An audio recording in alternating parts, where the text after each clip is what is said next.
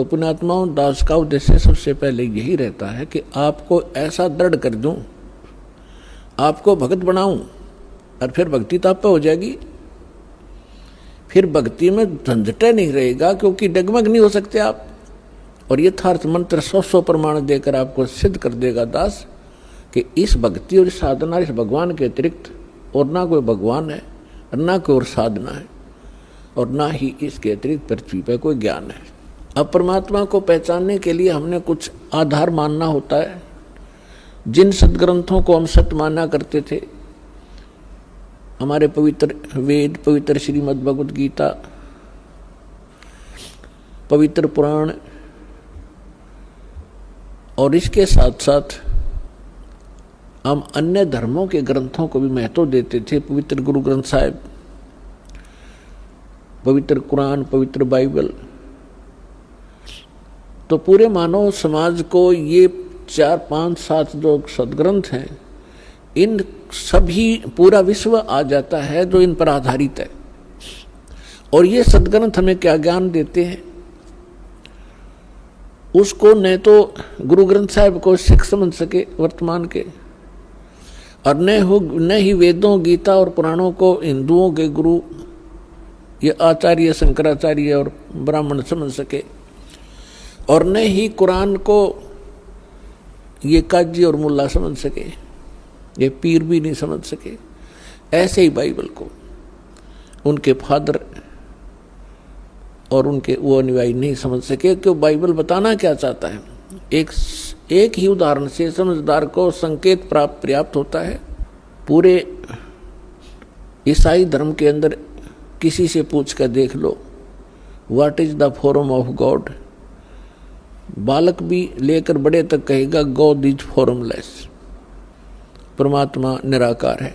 और पवित्र बाइबल के प्रथम ही अध्याय में, चैप्टर में, उस क्रिएशन के अंदर स्पष्ट लिखा हुआ है कि परमात्मा ने 6 दिन में सृष्टि रच दी सारी, और 7वें दिन विश्राम किया।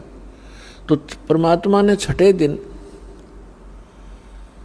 कहा, और बाकी रचना करके 6ठे दिन कहा कि मैं मनुष्य की रचना करूंगा। पशु पक्षी पहले रच दिए, पेड़ पौधे रच दिए, फिर कहा कि मैं मनुष्य को अपने अनुसार, अपने स्वरूप के अनुसार रचूंगा। और ऐसा ही परमात्मा ने मनुष्य को अपने जैसा बना दिया। तो परमात्मा फॉर्मलेस क्यों कर हो गया। ऐसे कुरान शरीफ किसी भी मुसलमान भाई को पूछ कर देखिएगा कि परमात्मा कैसा है। परमात्मा बेचून है, निराकार है।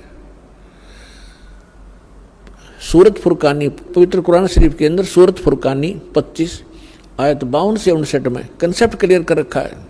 कुरान शरीफ का ज्ञान दाता हजरत मोहम्मद जी को कह रहा है कि कबीर नाम का अल्लाह, अल्लाह कबीर, वो सुप्रीम पावर है, और वही पूजा के योग्य है, वही पाप नाशक है, और वो वही है जिसने 6 दिन में सृष्टि रची और 7वें दिन तख्त पर जा बैठा।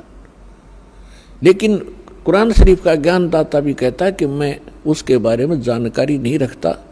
उसकी खबर किसी बाखबर से पूछ लीजिए, किसी तत्वदर्शी संत से पूछिए। अब उसमें क्या लिखा है कि 6 दिन में सृष्टि रची, 7वें दिन तख्त पर जा बैठा।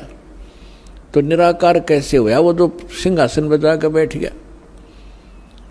इसी प्रकार हमारे हिंदू धर्म के गुरु किसी से पूछकर देखिए, श्री राम कृष्ण को वो साकार भगवान मानते थे, और लास्ट में कहते थे वो भगवान तो निराकार है, वो तो निर्गुण है, और वही फिर साकार में आता है तो राम और कृष्ण बन जाता है।